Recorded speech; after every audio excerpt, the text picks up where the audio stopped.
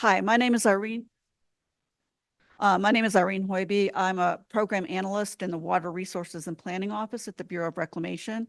My office is responsible for a lot of the Bureau-wide programs at Reclamation, including our restoration programs, which when you think of the Bureau of Reclamation and our long-term history with dam building and funding irrigation infrastructure, you don't necessarily see restoration as being part of our group. But as we evolve into more of a water management agency, we've gotten some new authorities beginning back in 2009.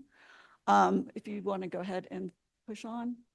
I should have probably started here, where this is kind of what I'm going to talk about a little bit, is just a little bit about our history, a few funding opportunities that I think that this group may be interested in.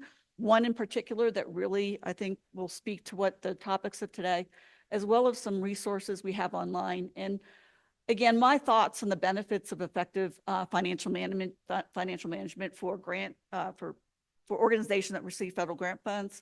As I mentioned, I am a former grants management specialist / grants officer, as well as a grants policy, so financial assistance policy I did for a number of years before I basically transitioned into the program side of the house. So I do have some insights on some of that. Okay, next slide. Okay, so a brief history. So as I mentioned earlier, in 2009, with the passing of the omnibus omnibus spending bill, I think it was 11111, with Secure Water Act and the Cooperative Watershed Management Act. Secure Water Act was basically funding water conservation, drought resiliency, those types of projects. And the Cooperative Watershed Management Act is where we get our authority to basically work with watershed groups. Okay. Primarily with the watershed groups, it's been mostly with what we call Quant Phase 1, which is just the establishment or further development of watershed groups, as well as some watershed planning and also some project design.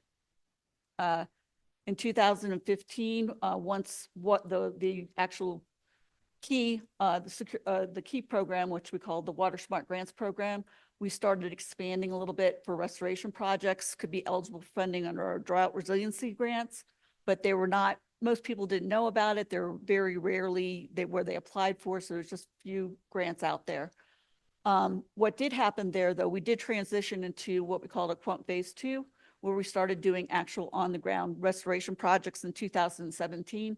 But in 2020, when they made amendments to the Secure Water Act, which basically said, hey, if you're going to go out there and you're going to save water and do water conservation improvements, and it's going to benefit ecological values, or there's ecosystem benefits, we're going to lower your non-federal cost share to just 25%. So it went from a straight 50-50 to a 75-25. The other program that was passed then was the aquatic ecosystem restoration. This is the federal government for you. They actually passed the program, but they didn't give it any funding. So it just kind of sat there for a little bit. And then when the bipartisan infrastructure law passed, that's when we first got our first big shot of funding for aquatic ecosystem, $250 million. The Cooperative Watershed Management Program got a shot of $100 million. And then the Secure Water Act got $400 million, $100 million of which needed to be spent on nature-based features. So basically projects that were implementing nature-based features. So there was a real ecosystem focus in the bipartisan in the bill. So the first funding opportunity that came out was 2022, which is environmental water resource projects. This is the most similar to our standard water smart projects, because you'll see the same types of projects like water conservation, water quality, those types of things. But there's now a strong tie to what those ecological benefits are. Generally, what you'll see with the water conservation project is you'll get a dedication to in-stream flows. And so that helps with the aquatic ecosystem. So there's got to be a strong tie there. And then in 2023, we kicked off for the Aquatic Ecosystem Restoration Program. Luckily, I had the fortune of being actually on the ground floor to help stand that particular program up, which was a very interesting process in the federal government when you do that. But we also did is we expanded the Water Smart Grants program to include planning and project design, because one of the things we were getting a lot of feedback on is, hey, it's great, you have all this wonderful construction funding, but please, can you throw some planning and design dollars our way so that we can better be able to like compete for those construction dollars? And so that's when we started our planning and project design funding opportunity. The way again, these are just our restoration programs, restoration related programs, but you can see how we stand it up where we have that planning piece. Then you can go on and you can actually do some more science tools. You may find out in planning that we actually need more data and we need to develop some modeling, or we need to do other things. And so, you can go out and you can get an applied science grant to basically build that out. Then you can come back and even do some more planning and more design before you then maybe jump up to construction. So they kind of all feed back and forth with each other, and we try to leverage our programs as much as possible. All right, in general, our programs are grant programs. You're not really going to see a cooperative agreement out of us unless you're dealing with federal facilities or federal land. So it will be a grant program. Again, generally restoration, its cost share is 25% to 35%. The 35% is for the aquatic ecosystem restoration program, 25% for environmental water resources. Applicants tend to be entities such as states, tribes, cities, water districts, watershed groups, nonprofit conservation groups, and all kinds of partnerships thereof. We see a lot of folks, like even watershed groups we'll see out there working with farmers in rural areas, and they'll be partnering with them to actually apply for the funding and help implement the project because they don't have the capacity. They're out in their tractors. They're doing work on the land, and so they need somebody else to help them out and get those grants. Okay, so he's asking about whether or not we compare other federal funds with these projects. That's a tricky one, okay? So because, and this like kind of feeds into how federal reporting is set up. Okay, so we all have our own authorities. We can only fund certain things. And you may have some crossover, but mostly what you're going to see is complementary funding, where you can bring in funding from this source to do this particular piece of it, but you're also bringing in funding from another source to do this piece. Now, all together, you have this big, what we call the big capital P project. That's great. But how we carve it up between the different federal agencies can be sometimes a little painful, but it's unfortunately for reporting, it's what we're stuck with. It's one of the things we've been talking about. I'm on a couple DOI-wide groups, and that's one of the things we've been discussing. It's like, how can we better allow applicants to leverage multiple sources of federal funding and they're not having to track it under 5 or 6 grants? Like, how is there a way to do that? And there's definitely a need. Unfortunately, nobody has a good answer yet. Funding allocated, again, we do all our funding is through competitive funding opportunities. This is probably the biggest program I basically want to tell you about. Okay, this is what we call our capacity building program. This is where we can do, if you want to stand up a watershed group or you want to further develop a watershed group, we can cover a lot of those costs. We talk about, and so there it talks about mission statement and bylaws. Oh yeah, those are great. But if you're going to manage federal funds, you need a whole lot of other things, right? You need policies, you need procedures, and they need to be written down. And you need to be able to have audits and have all those sort of things. Well, those are also things you can do under this grant. You can stand all those processes and systems up and get yourself ready to be able to successfully manage federal funds and respond to those federal reporting requirements and audits. I can't tell you how many folks don't take advantage of that. It's not very sexy. Okay, it's not out there on the ground doing field work, which is what everybody wants to do. They want to make things better, but you need to take care of the administrative part of it too. And this is the program for you because there's no federal cost share. It's the only one we got. And so I can't, and we actually have, with that 100 million in funding, there's still a lot left for this particular program. Okay. It is another one where you can actually fund the full salary of a watershed coordinator. Okay. There's a little bit of a caveat in there where they got to spend the majority of their time doing the work under the, the design or the watershed planning work or the outreach that you've defined in your, basically your project description in your application, but they can still do other things. All right. So it's the only one we have where we actually can fund a position. All right. So that's really kind of important if you're, especially with these watershed groups. And again, the other, the on the ground, the more fun stuff like your studies, your mapping, your monitoring, all those sorts of things you can do under this. Again, no cost share. Okay. So planning and project design, this is another one that I do the water strategy grants. I'm the program coordinator for the water strategy grants, but again, so the first funding opportunity that came out, we just were in the selection process for a second funding application period in that. But this is where you can basically do those planning. You do your initial planning. You are going to have a cost share. Environmental projects, it's only 25%, but you can also do planning. You could work with your irrigation districts and work on irrigation system improvement planning. It'll be a 50% cost share, but you can apply for those and help your local ag districts with those kinds of problems, solve those kinds of problems. Okay.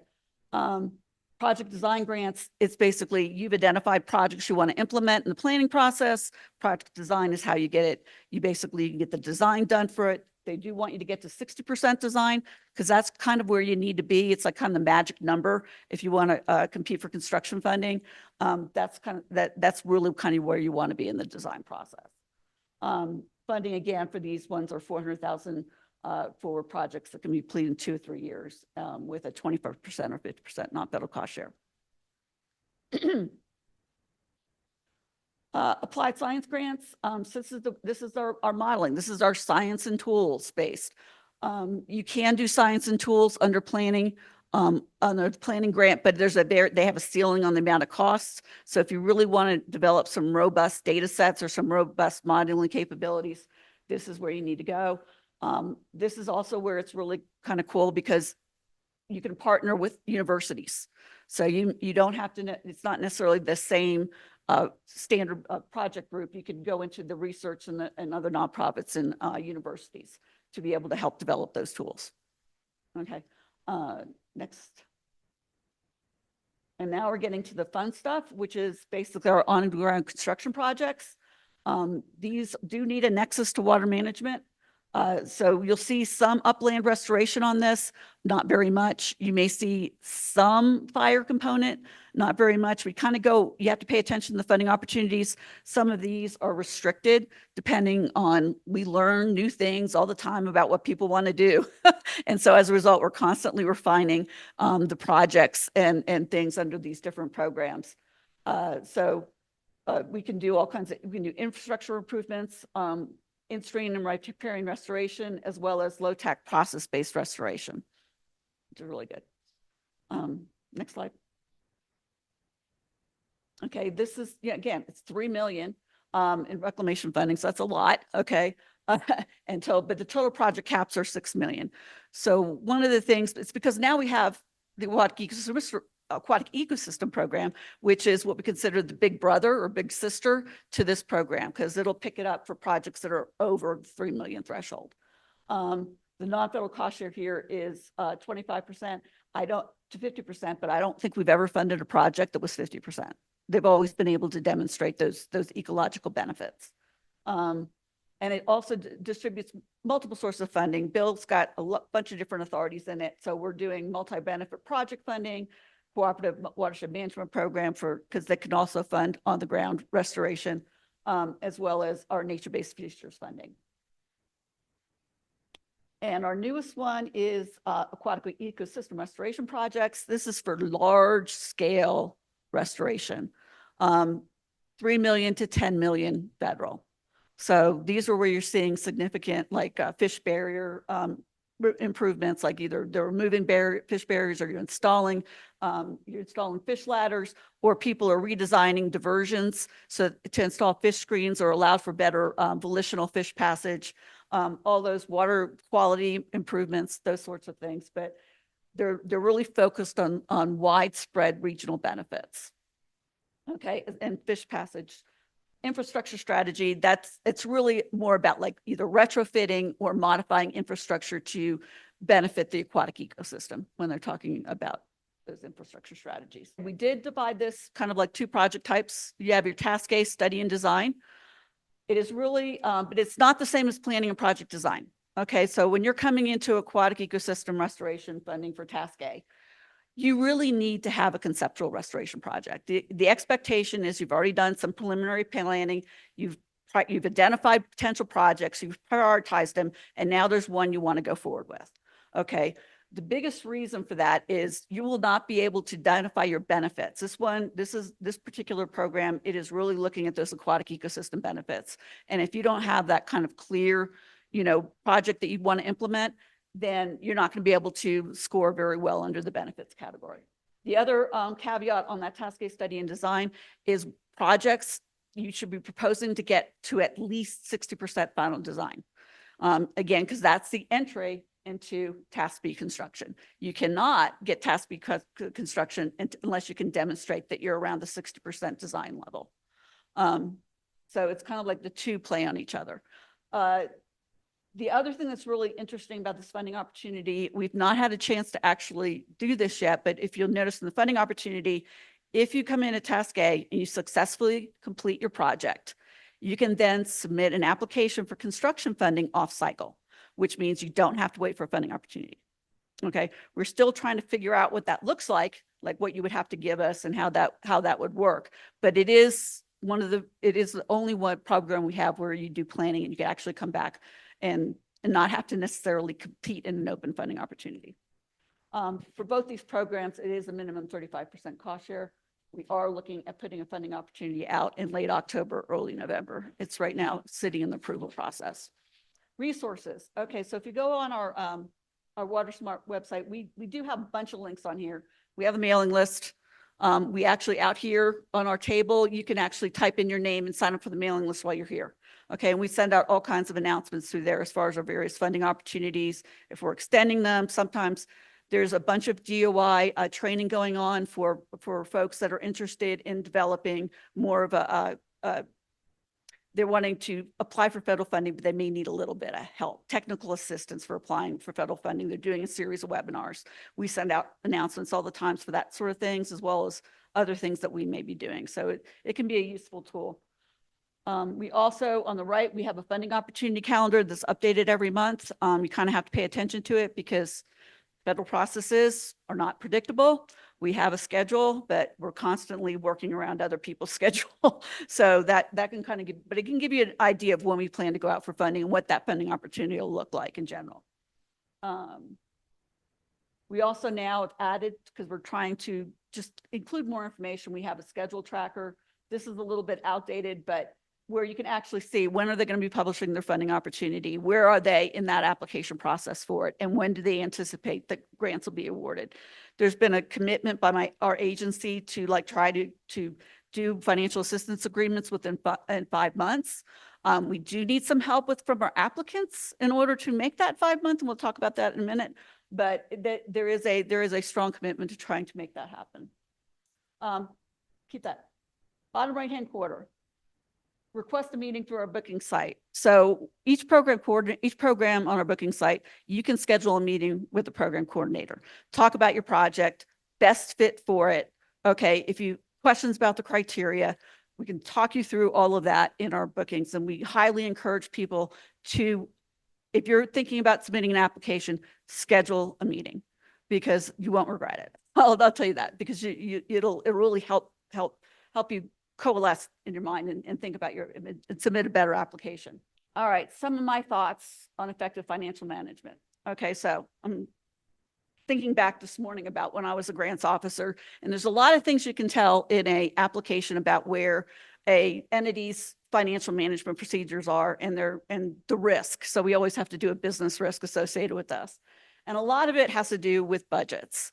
Okay, and a lot of care needs to be going to budgets because a lot of times people are underestimating their costs and they're applying for less funds than they possibly could have gotten if they had a more developed budget, a more thought through budget, or if they had records so they could go back and see what they did on their previous projects and said, oh yeah, I forgot about that. And that actually cost us $50,000. I should have put that in there. So having those good records, cost tracking, all of that can help you put together stronger budget proposals and develop those budget narratives. If I had to say the number one thing that's going to slow down an applicant, or if you're selected a recipient, that's when you become a recipient, is your budget. Okay. Because a lot of times people, once they're selected, they go back and they go, oh man, I didn't realize this. We need to do this too in order to make that happen, but I didn't put the cost in here. And the thing is even though we can adjust budgets to include costs, we cannot change the amount of federal funding. You're kind of stuck. So it's one of those ones where if you can support a higher budget, go for it. I mean, you really want to support that higher amount. Okay. There is no special points given to anybody that because it looks like they have a really small budget. Okay. There are no points. You're not getting any points for that. So go ahead and just, be realistic. And those records help you be a lot realistic. And it also can help you on the application part. If you have those records, you know what you spent, you know what you need to include. You have a basis, so you have a justification for those costs. The other biggest thing I saw as a grants officer was people underselling that non-federal cost share contribution, especially in planning grants. All our planning grants are collaborative planning. So you're bringing in folks from multiple different types of organizations, and they're contributing their time and their effort into that planning project, but nobody's writing it down. Okay, nobody's accounting for that. Those are all things you can pay for. Hey, it's their salaries, their fringe, travel costs, that organization's overhead costs. And if they don't have an indirect cost agreement, you can tack on 15% for them. It's when you value that in-kind contribution. There's all kinds of things. And so a lot of people aren't A, recording it, and B, they're not valuing it properly. Okay. Seeing the same thing is in-kind donated services.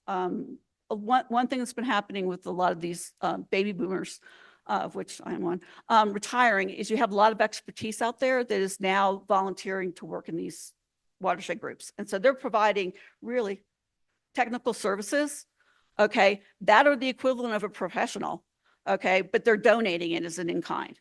And what I frequently see is everybody wants to trot out to independentsector.org and use that little $26, $27 amount to value that in-kind contribution, when really the appropriate way to do it is to go to the Bureau of Labor Statistics and look for that occupational series. And if they're, a planner, a retired planner, you can use that planning. And so all of a sudden it jumps from $27 to $65 an hour. Okay, so it's going in and being able to grab that. And again, that can help produce that non-federal cost share without costing you a nickel. Okay, so those are basically my thoughts on that one.